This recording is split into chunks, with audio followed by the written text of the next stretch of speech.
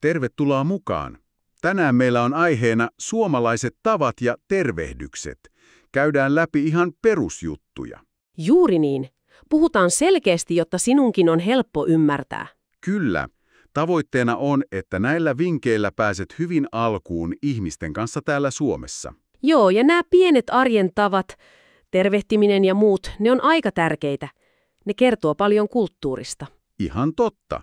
Ne näyttää, miten ihmiset on täällä vuorovaikutuksessa. Kyllä.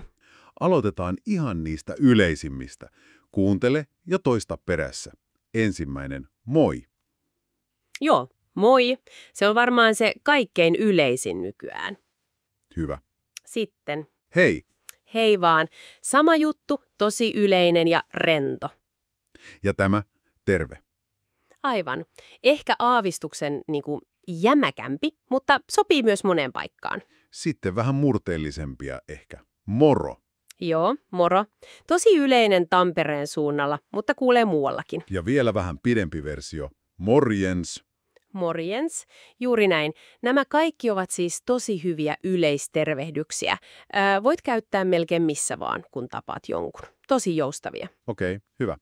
Mennään sitten niihin, jotka vähän riippuu kellonajasta. Aloitetaan aamusta. Kokeilepa huomenta. Just. Lyhyt ja ytimekäs. Tai sitten vähän pidemmin ja ehkä kohteliaammin. Hyvää huomenta. Kyllä. Tällä se täysimuoto. Ja jos haluat olla oikein erityisen kohtelias, vaikkapa tärkeässä tapaamisessa, oikein hyvää huomenta. Aivan. Nämä toimivat siis hyvin sieltä aamusta aina tonne lounasaikaan asti, sanotaan vaikka kello 11 tai 12. Selvä juttu.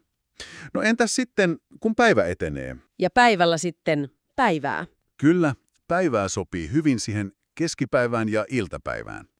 Pitempi muoto. Hyvää päivää. Kyllä, nämä on luontevia sitten sieltä lounasajan jälkeen iltapäivällä aina sinne alkuiltaan saakka. Ja kun päivällä sitten erotaan, mitä silloin voi toivottaa? No, silloin sopii hyvin sanoa vaikka mukavaa päivänjatkoa. Okei. Mukavaa päivänjatkoa. Toistapas sinäkin. Joo, se on kiva ja kohtelias tapa niin kuin päättää se keskustelu siinä kohtaa. Hyvä. No sitten ilta saapuu. Miten silloin tervehditään? Kokeile. Iltaa. Iltaa tai hyvää iltaa. Aika loogista itse asiassa. Niin on. Kun siihen alkaa kiinnittää huomiota, niin sen oppii nopeasti. Kyllä. Ja se tekee sun omasta puheesta heti luontevampaa, kun käytät oikeaa tervehdystä oikeaan aikaan. Voi joskus toivottaa myös hauskaa iltaa, jos on semmoinen tilanne. Joo. Selvä. No sitten on se ihan viimeinen vaihe, kun mennään nukkumaan. Silloin sanotaan hyvää yötä. Kyllä, hyvää yötä. Se on se selkein. Onko muita tapoja? On toki. Vähän ehkä lämpimämmin voi sanoa vaikka. Kauniita unia. Kokeile. Tai sitten ihan yksinkertaisesti nuku hyvin. Nuku hyvin. Joo, nämä viimeisimmät ovat ehkä enemmän käytössä perheen tai läheisten ystävien kesken. Semmoisia vähän henkilökohtaisempia. Okei, siirrytään sitten hyvästeihin, kun lähdetään jostain pois. Yleinen ja vähän muodollisempikin on näkemiin. Aivan, näkemiin.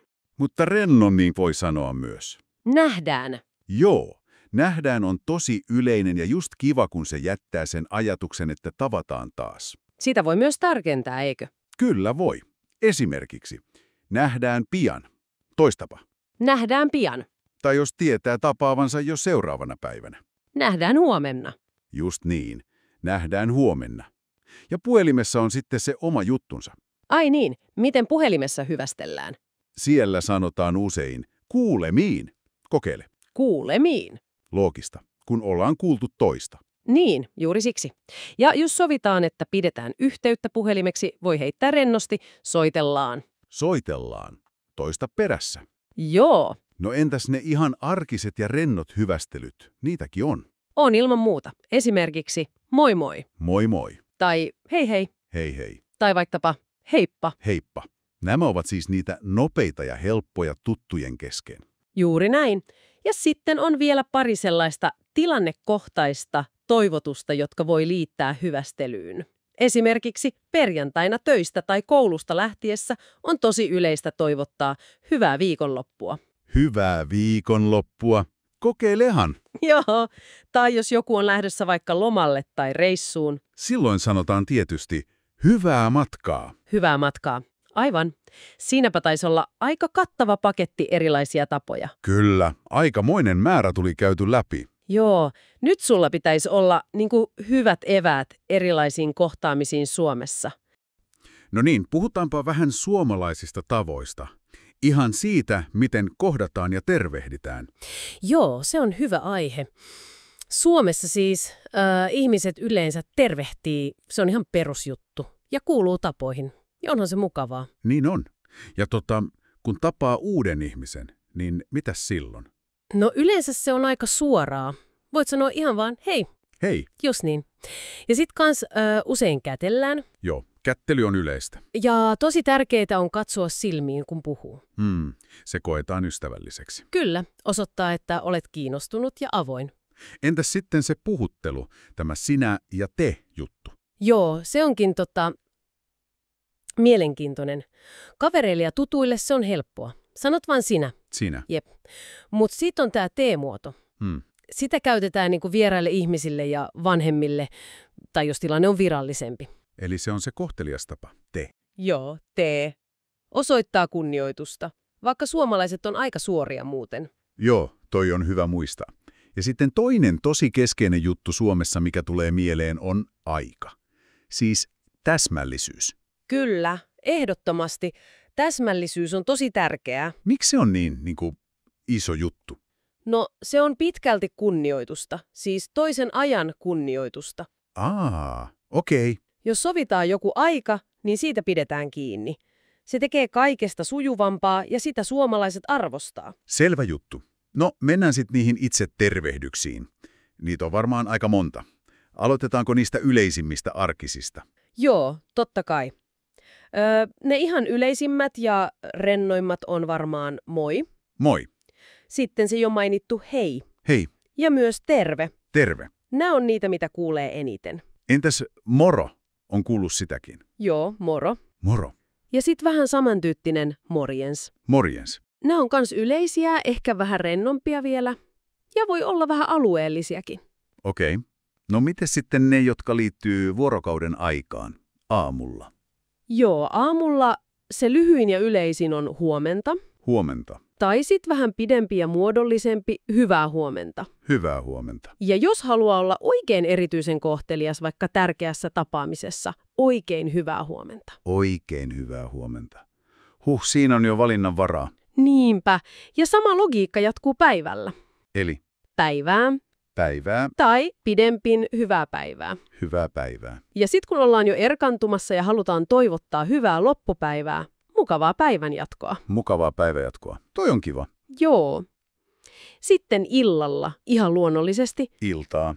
Just, iltaa. Tai pidemmin. Hyvää iltaa. Hyvää iltaa. Ja just tilanne on vaikka juhlat tai joku mukava illanvietto, josta ollaan lähdössä, voi toivottaa hauskaa iltaa.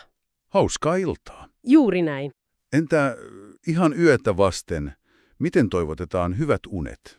No, se suorin on tietysti hyvää yötä. Hyvää yötä. Tai vähän kauniimmin sanottuna, kauniita unia. Kauniita unia. Tai ihan yksinkertaisesti, nuku hyvin. Nuku hyvin. Selvä. No sitten kun on lähdössä pois jostain tilanteesta, näkemiin ja muut, niitäkin taitaa olla aika liuta. On joo, todellakin. Riippuu vähän tilanteesta. Se perinteisin ja ehkä vähän muodollisempi on näkemiin. Näkemiin.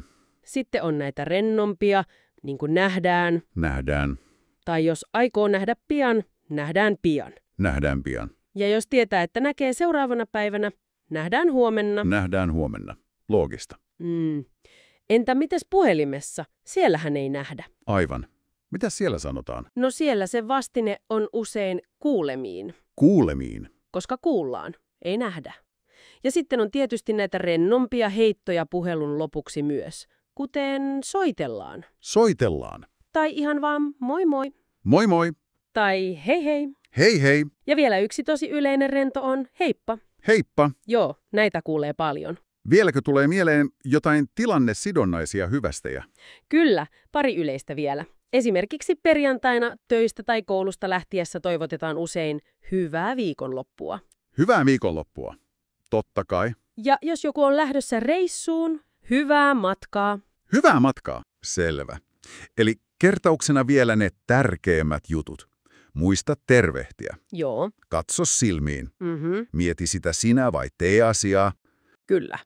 Ja pyri olemaan ajoissa. Just näin. Ja opettele muutama perustervehdys ja hyvästely eri tilanteisiin. Ei tarvi osata kaikkia heti. Niin.